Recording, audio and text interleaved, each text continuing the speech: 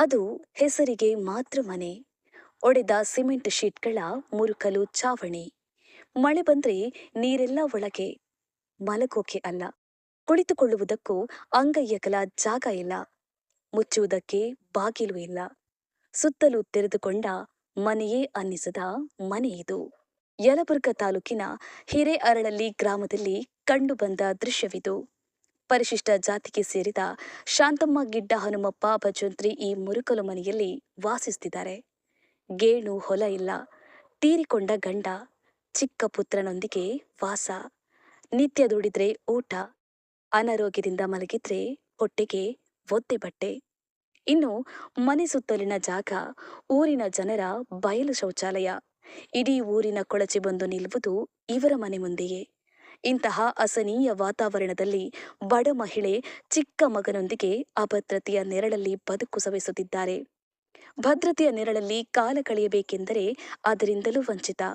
ಮನೆಯ ಪಕ್ಕದಲ್ಲಿಯೇ ಗ್ರಾಮ ಪಂಚಾಯಿತಿ ಇದೆ. ಆದರೆ ಮಹಿಳೆಯ ಸ್ಥಿತಿ ಬಗ್ಗೆ ಯಾರೊಬ್ಬರಿಗೂ ಮರುಕ ಇಲ್ಲ. ಸರ್ಕಾರದ ವಸತಿ ಯೋಜನೆಗಳು ಈ ಬಡ ಮಹಿಳೆಯ ಪಾಲಿಗೆ ಇಲ್ಲದಿರುವುದು ದುರಂತದ ಸಂಗತಿ ಎನ್ನುತ್ತಾರೆ ಗ್ರಾಮಸ್ಥರು. ಯಾವಾಗ ಕುಸಿಯುತ್ತದೆಯೋ ಗೊತ್ತಿಲ್ಲ. ವಸತಿ ಯೋಜನೆಯಲ್ಲಿ ಮನೆ ಮಂಜೂರು ಮಾಡಿ ಪುಣ್ಯ ಕಟ್ಕೊಳ್ಳಿ ಎಂದೇ ಶಾಂತಮ್ಮ ಕಂಡವರ ಬಳಿ ಅಂಗಲಾಚಿದ್ದಾರೆ. ಆದರೆ ವಸತಿ ರಹಿತ ಪಟ್ಟಿಯಲ್ಲಿ ಇವರ ಹೆಸರು ಇಲ್ಲ ಎಂದೇ ಪಂಚಾಯಿತಿಯವರ ಸಬೂಬು.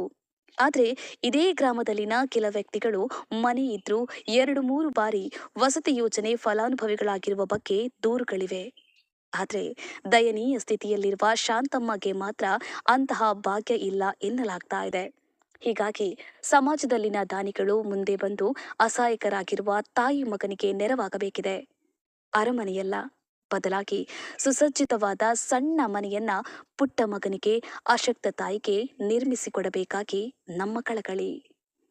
ಜ್ಞಾನಪ್ಪ ಹೆಚ್ ದ್ಯಾವಣ್ಣವರ್, ಜೈ ಭೀಮ್ ನ್ಯೂಸ್ 24x7. ಇದು ಬಹುಜನರ ನ್ಯಾಯಕ್ಕಾಗಿ.